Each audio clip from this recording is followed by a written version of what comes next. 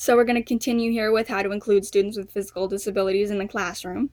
You always want to allow this student accessibility. An example of that, aside from making sure that they have their assistive device in reach, is giving them the seat nearest to the exit so they don't have to walk a long way when they get into the classroom, don't have to walk past a lot of people. Give the student a partner to work with for activities that require frequent moving around the classroom. So if you're doing an activity where everyone else has to get up and walk around the room, you want that student to have somebody to help them out to do the ambulatory portion, and you can still have the student participate by having them do the written work at their desk.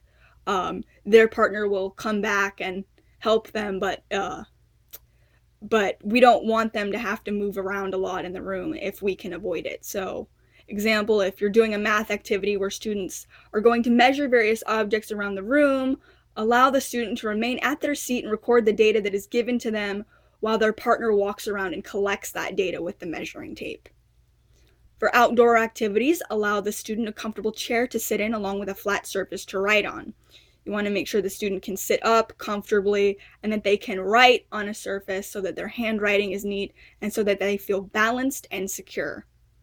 So if you're doing an art activity outside where a student is going to draw something that they're seeing in nature, you're going to bring a chair from the classroom along with a flat surface to write on, maybe a whiteboard or a book, and that way the student can sit comfortably and they can still participate in the activity and they can draw on the hard surface.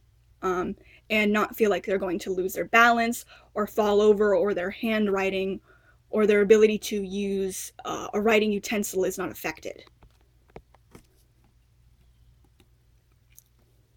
We're going to get into Miller's 9 types of curriculum adaptation here.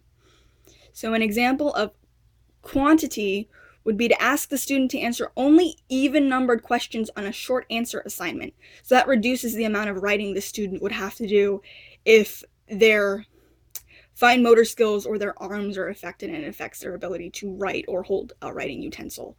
Time, we want to allow the student extended time for activities that require a substantial amount of writing. Level of support, if the student has a personal aide, or if they don't, they might end up with a peer partner for certain activities that require frequent movement around the room, as I mentioned earlier, or with activities that require fine motor skills. So if you're doing an art activity where the student has to cut with scissors, you want to make sure that they have an aide, or perhaps the teacher, somebody else in the room who has already finished their work or doesn't mind helping, can help them out with those activities, give them an extra level of support. Input. You can give the student multiple choice answers to choose from in lieu of a written response. Difficulty.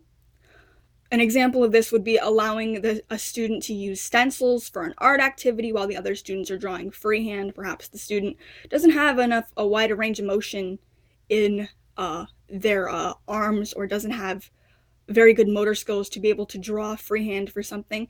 Let them use stencils. It requires less fine motor skill movement and less long movement of the arms. Output. Allow the student to type essays on a computer instead of writing with a pencil and paper. That's just one example, but also, obviously, we're going to get into something like assistive devices so that a student could perhaps, in lieu of typing, speak to a computer and have it translate in a talk-to-text type of way, Participation.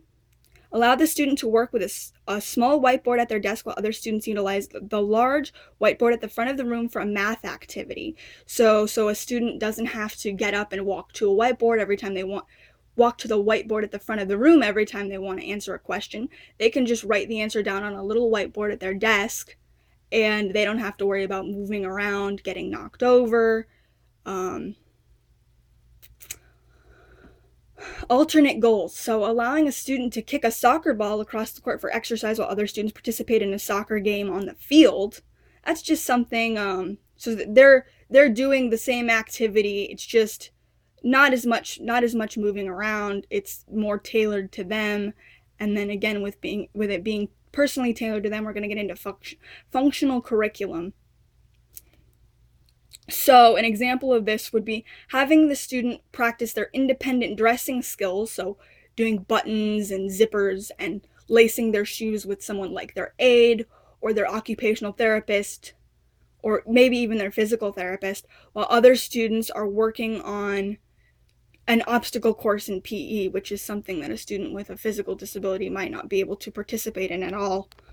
And fun fact, these are actually examples of 9 types of curriculum adaptations that were used for me when I was in school. We're going to get into me again a little bit later on.